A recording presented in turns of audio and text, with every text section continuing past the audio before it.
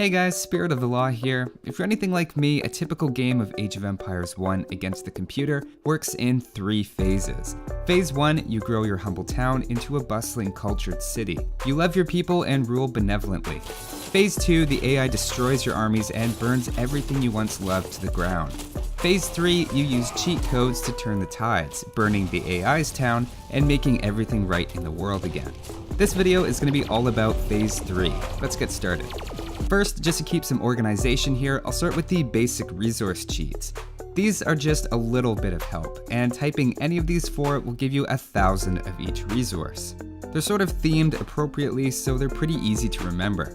Another 2 that are easy to remember and great to know are reveal map and no fog. Now, let's say you're in a game minding your own business, and a player starts attacking you. If he's starting to get on your nerves, just look up his player number in the diplomacy screen and type kill and his player number. What if it's everybody though, and you don't want to do all of them one by one? Well, in that case, just type die 3 times with no spaces. It's basically the same thing, but for every player. Home Run also does a similar thing, but just lets you automatically win without destroying their town, so it's a bit less satisfying.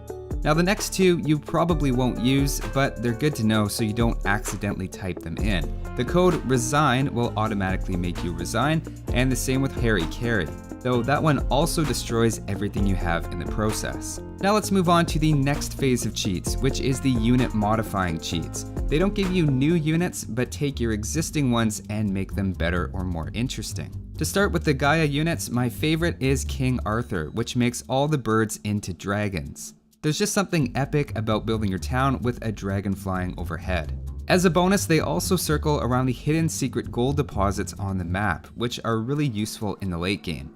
Yeah, I'm kidding, they're just kinda glitchy sometimes. Another Gaia related one is that you can make animals into their alpha versions, previously called the King version, which gives them more health, attack, and speed. If you decide you want to go for a real challenge though, the cheat code Gaia will let you control those animals, though there's no way to get back without restarting, so be careful with this one. Now, what about making your own units better? Well, to start with villagers, why not give them some steroids? Just like in real life, it makes them build and gather resources instantly. A word of caution though is that this one applies to all players, and the AI is particularly good at using it.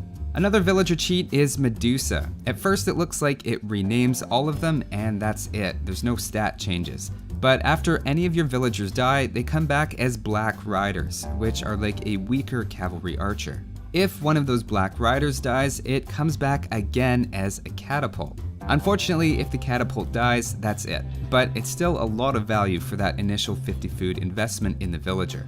Moving on to some military units now, chariot archers are a super popular unit because they don't cost any gold.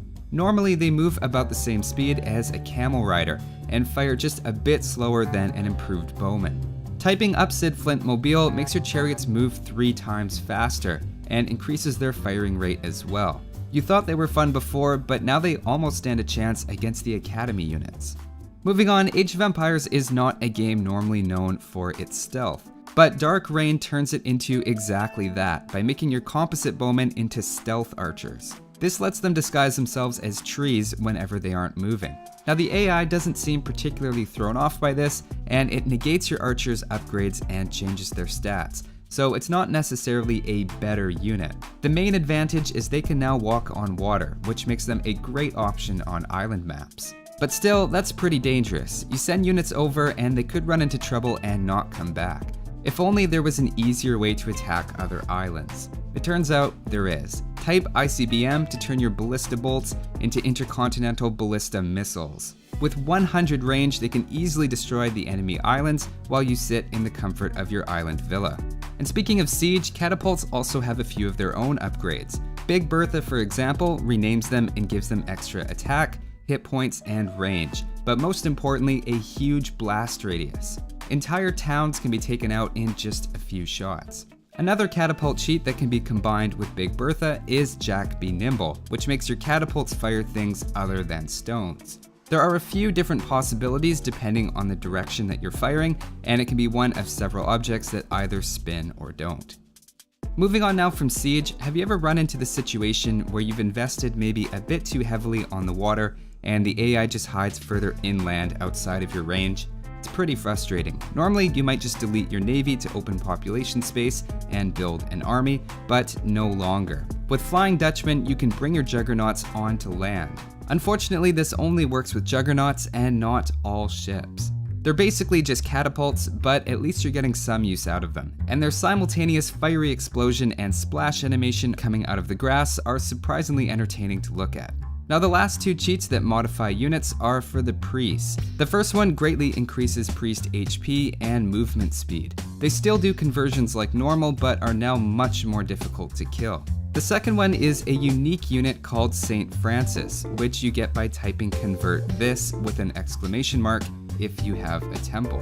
He only has 25 HP and walks very slowly, but has 200 attack that he unleashes as lightning bolts from the sky at a pretty quick recharge rate. Okay, but now let's get into the really funny units. These are the ones that you bring out when you've just had enough. You've given up even pretending to play fair and just want to bring out the guns and lasers. First, we have the baby on a tricycle. There are 5 different codes that'll give it to you. Austin Powers, POW with or without an exclamation mark, Power Unlimited, not to be confused with Unlimited Power, and this one long one that nobody would bother typing.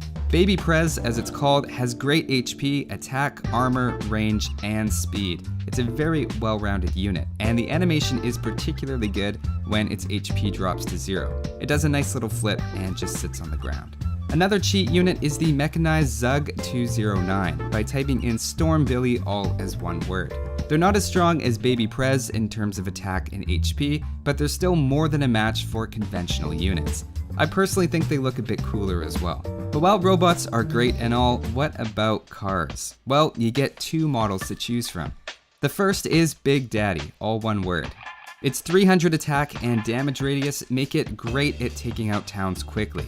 Typing in Big Mama, this time with a space, gives you a different model of car, this time with much less attack but a faster firing rate. They end up being pretty similar in their effectiveness against buildings, and the biggest thing to watch out for is just to avoid friendly fire. To finish off the list now, I have my 2 favorites. They look very similar and make for an incredible combination. The first is E=MC2 Trooper, also known as the Nuke Trooper. I don't know if it's the way they run, the explosion animations, or the 300 damage with a massive radius, but I just love something about them. Now that all being said, they do have 2 drawbacks. First of all, they're vulnerable to friendly fire because of their damage radius, so you'll find yourself retyping E=MC2 Trooper a lot, and all without the ability to copy and paste. The second compounding problem is that it's easy for units to get close to them thanks to their relatively slow 9-second reload time. That's why Nuke Troopers need some sort of close range support, and that comes in the form of my favorite cheat code unit, Photon Man. Similar in appearance and statistically weaker than Nuke Troopers, Laser Troopers have one key advantage, and it's their rapid fire close range attack. That means they're impossible to get close to. Even a relatively small number of them quickly hits a critical mass that nothing can touch, though they can be converted, so watch out for that. Of course, nothing is stopping you from mixing and matching, and Nuke and Laser Troopers are only one of the many combinations that make for a satisfying way to crush the AI.